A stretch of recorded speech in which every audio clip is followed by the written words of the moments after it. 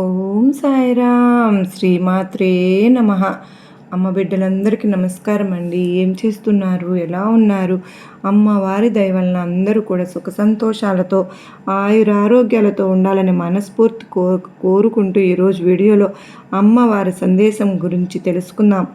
మీలో ఎవరైనా సరే మన ఛానల్ని కొత్తగా చూస్తూ ఉంటే కనుక ప్లీజ్ అండి తప్పకుండా సబ్స్క్రైబ్ చేసుకుని మీకు వీడియో నచ్చినట్లయితే చిన్న లైక్ చేసి సపోర్ట్ చేయండి. మరి పక్కనే ఉన్న సింబల్ని యాక్టివేట్ చేసుకుంటే ప్రతి వీడియో కూడా మీకు వెంటనే చేరిపోతుంది. మరి ఈరోజు అమ్మవారి సందేశం యొక్క మాటల్లోని అర్థం ఈరోజు తెలుసుకుందామా తల్లి? ఈరోజు నాకు చాలా అంటే చాలా కోపంగా ఉందమ్మా. నా మాటలు నువ్వు అసలు పట్టించుకుంటున్నావా? ఈరోజు మాత్రం తప్పకుండా నువ్వు ఇది విని తీరాల్సిందే అని అమ్మవారు ఇలా అంటూ ఉన్నారు. ఈరోజు అమ్మవారు తన బిడ్డలపైన ఎంత కోపంగా ఉన్నాను అని చెప్తున్నారు. ఎందుకంటే ప్రతిరోజు కూడా అమ్మవారు తన బిడ్డల కోసం ఏదో ఒక సందేశం తీసుకొస్తూ ఉంటారు, ఏదో ఒక వార్త మనకు చేరవేస్తూ ఉంటారు. అది తన బిడ్డలు అనుకున్న వారికే అందిస్తూనే ఉన్నారు. మరి మంచి మార్గాన్ని తమ బిడ్డల కోసం చూపిస్తూనే ఉంటారు కదా. వారిలో కొంతమంది బిడ్డలు తన మాటలు పట్టించుకోవడం లేదని ఆ బిడ్డల మీద చాలా కోపంగా ఉన్నాను అని అమ్మవారు అంటూ ఉన్నారు. వాళ్ళతో ఏమని తెలుసుకోవాలని ఒకవేళ ఆ బిడ్డల మనసులో వరుసలో మనం కూడా ఉన్నామనుకోండి, తప్పకుండా మన మనసు మార్చుకోవాలి, మన మార్గాన్ని మార్చుకోవాలి. మరి దుర్గమ్మ మాట మనం వినాలి కదా. అయితే దుర్గమ్మ వారు చెప్పేటటువంటి కొన్ని సందర్భాలను బట్టి ఆ బిడ్డల వరుసలో మనం ఉన్నామా లేదా, మనకు దుర్గమ్మ మాట నిజంగా మనం వింటున్నామా లేదా, పెడచెవిని పెట్టేస్తూ ఉన్నామా? ఒకవేళ అయితే కనుక కొంచెం జాగ్రత్త పడాలి కదా. మరి దుర్గమ్మ కోపానికి మనం ఎప్పుడు కూడా కారణం కాకూడదు కదా. మరి అయితే ఎందుకంటే దుర్గమ్మ ఏమి చెప్పినా మన మంచి కోసమే చెప్తారు కదా. మనం బాగుండాలని, మనం ఒక మంచి స్థితికి చేరుకోవాలని మన తల్లి దుర్గమ్మ చెబుతూ ఉంటారు. మరి వాటిని మనం పెడచెవిని పెట్టకుండా చక్కగా పట్టించుకుని మనం కనుక అమ్మవారు జాగ్రత్తగా చెప్పే మాటలు గనక వినమని మనను కోప్పడుతున్నారు అంటే ఆ తల్లికి కూడా ఆ కోపం ఎందుకు వచ్చిందో, ఎలా ఉంటుందో అది మనం అమ్మవారు ఏదో ఒకటి మనకు చేయలేదని కాదండి, తన మాట మనం వినడం లేదు అని కాదండి, మనం చేతులారా మన జీవితాన్ని మనం నాశనం చేసుకుంటున్నాము. అందుకనే తమ బిడ్డలు తన కోసం ఎంతో సంతోషంగా ఉంటేనే ఆ తల్లికి ఆనందం. మరి అమ్మవారి కన్నా మనకంటే ఎవ్వరు అంత ఆనందపడే వాళ్ళు ఎవరుంటారు?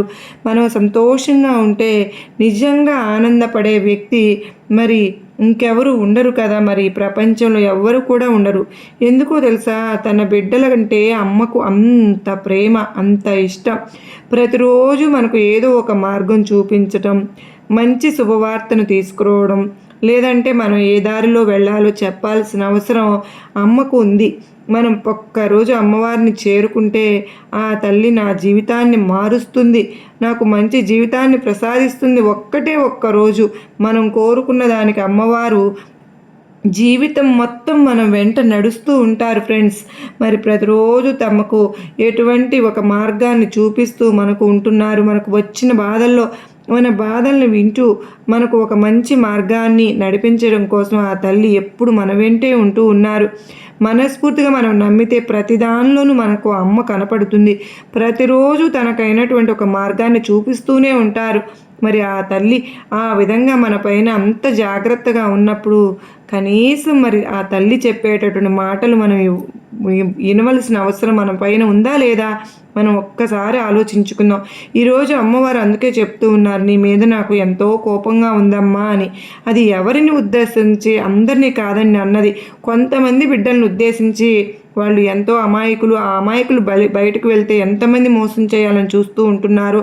చాలామంది చేతుల్లో మోసపోతూ ఉంటూ ఉన్నారు. అలాంటి వారికి అమ్మవారు ముందే జాగ్రత్తలు చెప్పి ఈ దారిలో వెళ్ళమ్మా అంటే అది ఎవరు పట్టించుకోకుండా మళ్ళీ మోసపోయి తిరిగి మళ్ళీ అమ్మవారి దగ్గరకు వచ్చి అడుగుతూ ఉంటున్నారు. ఆ తల్లి మీద మనకు ఉన్నంత ప్రేమ ఇంకెవరికి ఉంటుందండి? మనల్ని పట్టించుకునేది అమ్మే. నిజంగా పట్టించుకోవడం లేదా? మనం అడిగిన కోరిక ఏది కూడా ఆ తల్లి మనకు నెరవేర్చడం లేదా? మనం ఒక్కసారి ఆలోచించుకొని ప్రశ్న వేసుకుందాం. ఎన్ని రోజులు, ఎన్ని సంవత్సరాల నుంచి అమ్మ మనల్ని కాపాడుకుంటూ వస్తూ ఉన్నారు. మరి ఎన్ని కోరికలు నెరవేర్చుకుంటూ ఉన్నాము. చాలా దీనస్థితిలో ఉన్నామని మనం అనుకుంటూ ఉన్నాము. కనీసం ఒక్క పూట అన్నం దొరికితే చాలు అని జీవిస్తూ వాళ్ళు ఎంతోమంది ఉన్నారు కదండి. మరి ఆ వరుసలో మనం లేము కదా. మరి మనం చాలా సంతోషించాలి కదా. మనకు అటువంటి పరిస్థితి రానివ్వలేదు ఆ తల్లి. దానికి ఎంతగానో సంతోషించాలి. మన తల్లి, మన దుర్గమ్మ మనకు ఏదైతే ఇచ్చారో దానితో సంతృప్తి పడుతూ మరొక దానిని సహాయం చేయాలి మరొకరికి అని చెప్పి అమ్మ ఉద్దేశం.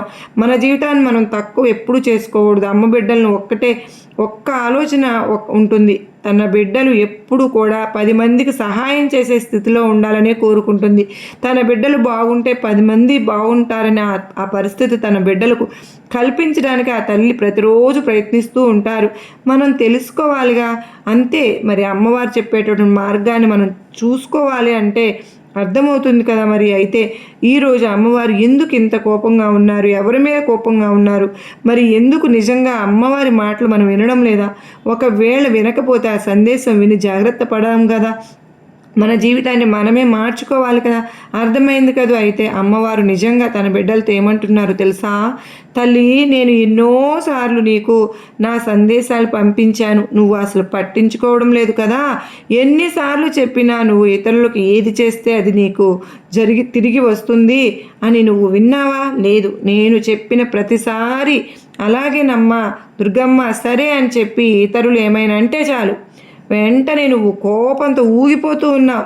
నీకు పైకి చేసే వారికి బుద్ధి చెప్పాలని, చెడు చేసిన వారికి తలపెట్టాలని నువ్వు ఎలా ఆలోచిస్తూ ఉంటున్నావు? తల్లి, ఎందుకమ్మా అన్నీ కూడా నేను ఉన్నాను, తల్లి తండ్రి నేనే చూసుకుంటాను, నువ్వు ఎందుకు ఈ మాటలు, నీకు ఎన్నిసార్లు నేను చెప్పినా కూడా నా మాటలు పెడచెవిని పెట్టి పట్టించుకోకుండా నువ్వు తప్పుల మీద తప్పులు చేస్తూనే ఉంటున్నావు. అవన్నీ నేను గమనిస్తూ ఉన్నాను తల్లి.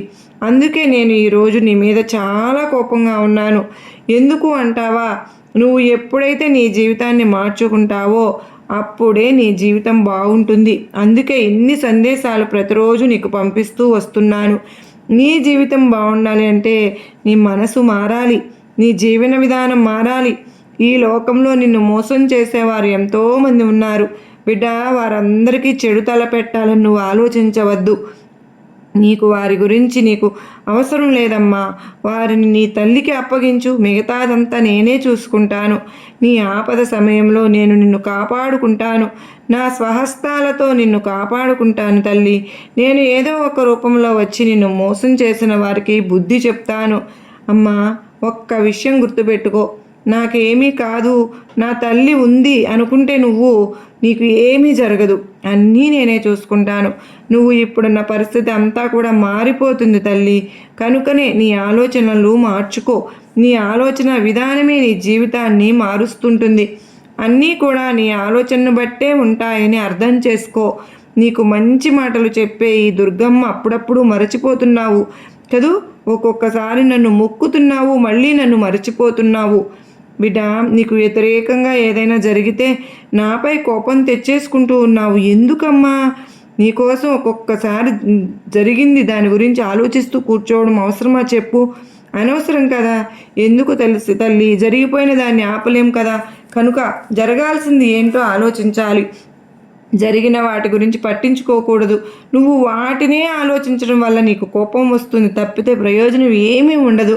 ఆ కోపంలో నీ బుద్ధి క్షీణిస్తుంది, ఆలోచన విధానం తగ్గిపోతుంది, అనారోగ్య సమస్యలు వస్తాయి. వీటన్నిటికీ కారణం ఒకే ఒక్కటి, అదే నీ కోపం. దాన్ని తగ్గించుకో. ఇలాంటి ఆలోచనల వల్ల నీ భవిష్యత్తు పాడైపోతుందని గుర్తుపెట్టుకో తల్లి. నా బాధ కూడా అదే తల్లి. ఏదైనా జరిగితే దాన్నే తలుచుకుంటూ ఆవేశం తెచ్చుకుంటూ ఉంటున్నావు. అది నీ జీవితాన్ని బాధిస్తూ ఉంది. కనుక నీ ఆలోచన వలన అనవసరంగా నీ జీవితాన్ని పాడు చేసుకోకు. అన్నింటినీ విసిరిపడై అప్పటి నుంచి నీ జీవితం ఎంతో ఆనందంగా అందంగా ఉంటుంది. అలా ఉండేలాగా నేనే చూసుకుంటాను. నీకు ఎవరైనా నీ దగ్గర ఆపదకు దేనికైనా అవసరమైతే వారికి ఆపద అని నాకు అడిగిన వారికి సహాయం చెయ్యి. డబ్బు సహాయం చేయకపోయినా పర్వాలేదు, కానీ మాట సహాయం చేయొచ్చు కదా. నీకు ఒక విషయం చెప్తాను, వింటావా? చెడుని ఎదిరించాలి, మంచిని ఆదరించాలి. అలా చెడుని ఎదుర్కోకపోతే పక్కకు వెళ్ళిపోవడమే నీకు మంచిది. నీకు చెడు తలపెట్టాలని చూసేవారికి మాత్రం ఏం చేయాలో నాకు పూర్తిగా తెలుసు. వారి కర్మకు వారిని వదిలి వారి గురించి నేను చూసుకుంటానుగా. నువ్వు ఎక్కడ డబ్బు సంపాదించకపోయినా పర్వాలేదు, కానీ పాపాన్ని మాత్రం మూట కట్టుకోవద్దు. సముద్రంలాగా ఎప్పుడు గంభీరంగా ఉండాలి. సముద్రం ఎప్పుడైనా సరే మౌనంగా ఉంటుందా? ఉండదు కదా. చెప్పు. అలల శబ్దాలతో తల ఊగుతూ ఉంటుంది కదా. నువ్వు కూడా అలాగే గంభీరంగా ఉండాలి. ఇక నువ్వు పోగొట్టుకున్నవన్నీ కూడా తిరిగి నీకు తెచ్చుకునే కాలం వచ్చేసింది బిడ్డ. అవన్నీ నేనే నీ చేతికి అందిస్తానమ్మా. అది ఏదైనా సరే బిడ్డ, సంపద, బంధమా, ఇలా ఏదైనా నువ్వు కోల్పోయావా, నీకు తిరిగి నేను చేరుతుంది. నా మీద నమ్మకంతో ఉండు. అన్నిటినీ నీకు తిరిగి చేర్చేలాగా నీ దుర్గమ్మను నేను చెప్తున్నానుగా. నువ్వు కోరుకున్నవన్నీ నీకు అందిస్తాను. ఇక నువ్వు ఎవరి దగ్గర చేయి చాపవలసిన అవసరం లేదు. కనుక రాని దానికోసం దిగులు అనవసరం. నీకు కావలసింది నేను, ఆశపడేది నేను నీకు అందిస్తాను. బిడ్డ, నమ్మకంతో ఉండు. నీకు అంతా శుభమే జరుగుతుంది. ఈ తల్లి అంటూ ఉన్నారు కదా, ఈరోజు మనకు అమ్మ అభయం ఇస్తూ ఉన్నారు, మాట ఇస్తున్నారు. ఈ సందేశం విన్న తర్వాత, శ్రద్ధగా ఆలకించిన తర్వాత మనకి ఈ పాటికి అర్థమైపోయి ఉండాలి. బిడ్డ, ఎవరిని గురించి నువ్వు ఆలోచించొద్దు అని అమ్మవారు చెప్తున్నారు. మన అమ్మ మాట వినడానికి ప్రయత్నం చేయాలి కదా, అశ్రద్ధ చేయకూడదు కదా. ఎందుకంటే ఈరోజు తల్లి చెప్పినటువంటి సందేశం మన జీవితాన్ని మార్చేస్తుంది. ఎవరైతే ఎక్కువగా కోపంతో ఊగిపోతూ ఉన్నారో, ఎవరైతే వారికి ఎవరు హాని తలపెట్టాలని వాళ్ళ పైన పగ తీర్చుకుని కోపం తెచ్చుకుంటూ ఉన్నారో, వాళ్ళ జీవితంలో చాలా కోల్పోతున్నారని దుర్గమ్మ తల్లి అంటూ ఉన్నారు. ఎందుకంటే ఆ కోపంలో మనం ఏం చేస్తున్నామో మనకు చేయాలనేది కూడా అర్థం కాదు. మన ఆలోచన దెబ్బతింటుంది, విచక్షణ జ్ఞానం కోల్పోతాం. ఇవన్నీ కూడా వీటన్నిటికీ కారణం. ఆ కారణంతో లేనిపోని సమస్యలను మనమే కొని తెచ్చుకుంటూ ఉన్నాం. నిజంగా బాధలు శాశ్వతంగా ఉంటాయా? అవి ఎప్పుడూ ఒక చోట నిలకడగా ఉండవు. బాధలైనా, సుఖాలైనా, సంతోషాలైనా మారుతూ ఉంటాయి. కనుక మనం ఎటువంటి సమస్యలను తెచ్చుకోకుండా, మనం కొని తెచ్చుకోకుండా, మన మీద మనం వేసుకున్నట్లుగా అవ్వుకోకుండా, అందుకే మన కోపాన్ని విసిరి పడేయండి అని చెప్తున్నారు. వారికి సరైన బుద్ధి దుర్గమ్మ చెప్తాను అని అమ్మవారు మనకి ఈరోజు చెప్పిన సందేశం. మనం గనక తెలిసి తెలియక ఈరోజు ఈ సందేశంలో గనక అర్థాన్ని గ్రహించినట్లయితే, తెలిసి తెలియక ఎవరినైనా మనం ఇబ్బంది పెడుతూ ఉంటే ఆ తల్లి మన కోసమే ఈ సందేశాన్ని చెప్తూ ఉన్నారని గ్రహించి, మనం ఎవరిని కూడా మాటలతో కానీ చేష్టలతో కానీ బాధ పెట్టకూడదు. నిజంగా అది దుర్గమ్మకు ఎంతో బాధను కలిగిస్తుంది. మన దుర్గమ్మకు బాధ కలిగించే విషయం మనం ఎందుకు చేస్తాం చెప్పండి? నిజంగా మనలో ఈరోజు అందరూ కాదు కానండి, కొంతమంది ఎవరైతే అనుకుంటున్నారో వాళ్ళందరూ అమ్మ మాట విందాం. మరి అమ్మవారిని మనస్ఫూర్తిగా వేడుకుంటూ సర్వేజన సుఖినో భవంతు.